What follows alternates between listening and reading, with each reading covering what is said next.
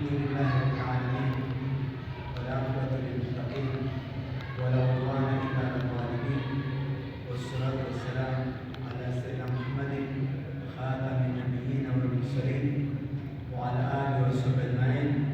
رب اشرح لي صدري ويسر لي أمري واحلل عقدة من لساني يفقهوا قولي. سدد لساني وبقلبي بحق نبيك سيدنا محمد صلى الله عليه وسلم.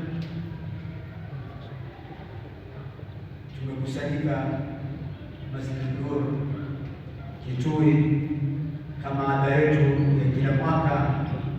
Siku hizi za mwanzo wa Shaaban huwa tuna safari ya dawa ya kuzunguka katika miji yetu ya Kenya na miji yetu ya Uganda, na safari yetu ilikuwa tukielezea sehemu za Tanzania na Manga.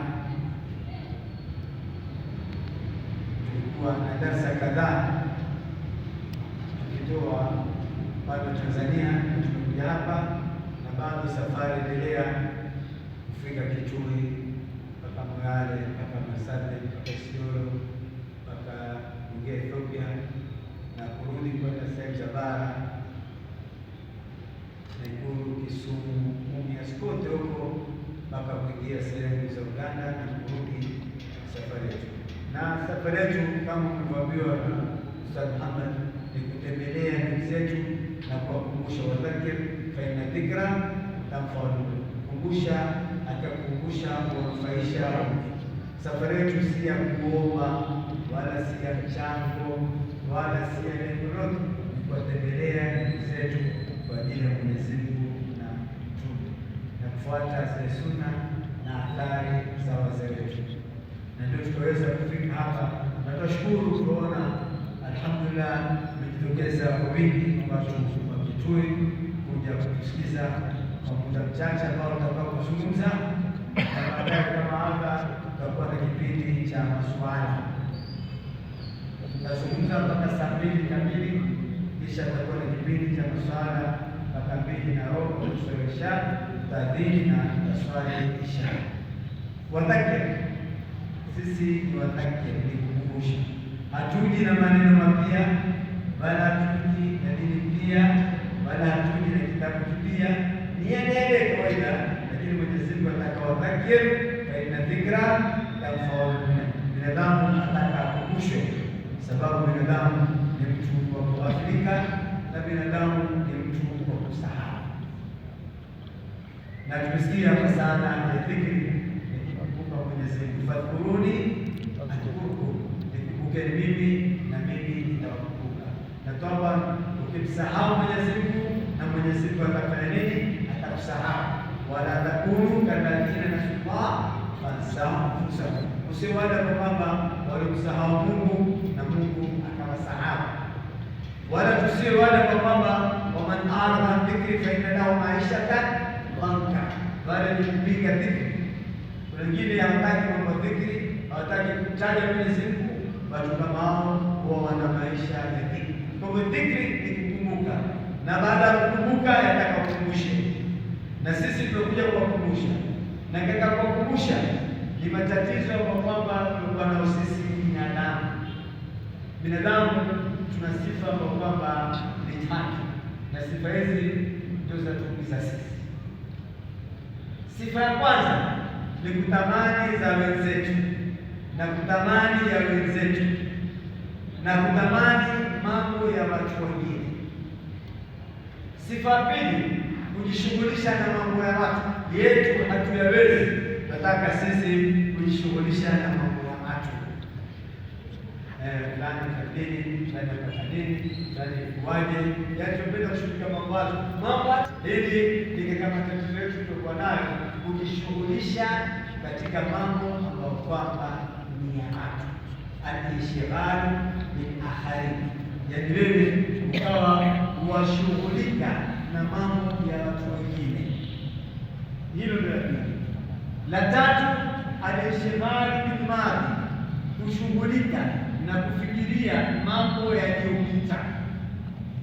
Wanadamu wengine wanakaa anafikiria yaliyopita, Waswahili wakwambia yaliyopita yashapita.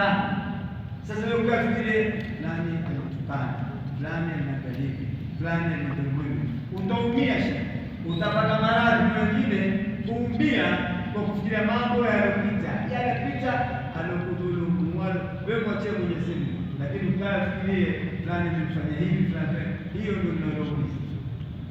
Na la pili, kuangalia mambo ya watu, fulani nimepata gari, fulani nimepata duka, ndio fulani ameoa sasa atakaolewe,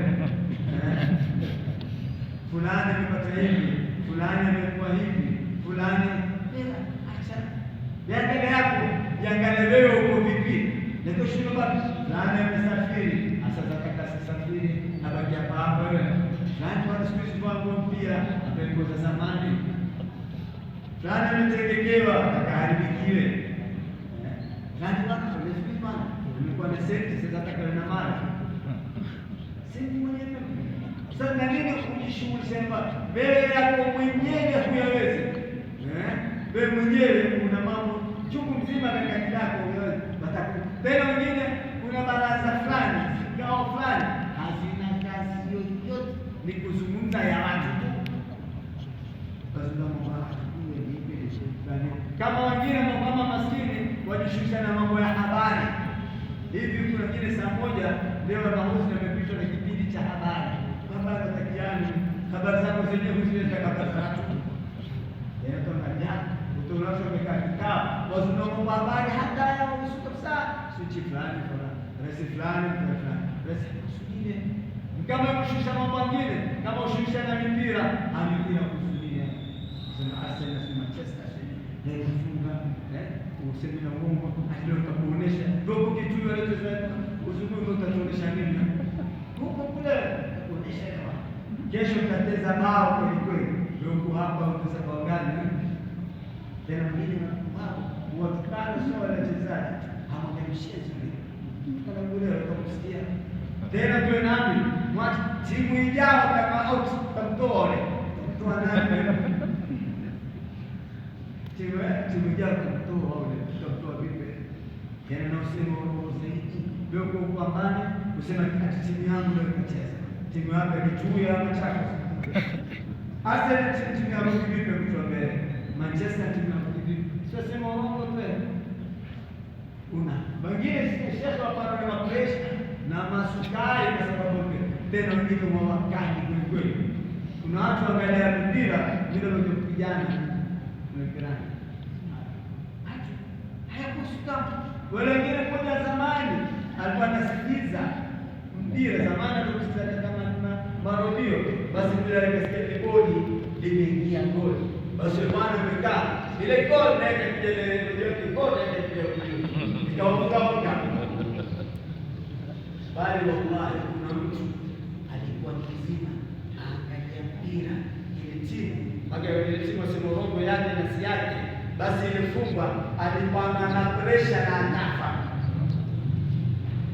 Sasa mtu amekufa kwa pressure za timu ile ya Urongo sema yake si yake kwa sababu imefungwa, bali kupatana na watu ule kwetu ile timu amependa imeshinda, basi yule bwana akafanya chakula, akafanya biriani. Watu wa biriani sema maulidi na harusi. Yafanya biriani kwa sababu timu za mpira ambao baba zimecheza nje. Binadamu alishihadi na kharib. Hata wale mmoja tukumbuka kiswahili moja, mtoto alikuwa kuangalia mpira. Akaona watu wanacheza mpira, watu watasamena wale makasa mpira leo. Akiwapa pesa mpira na kasirika ni wewe.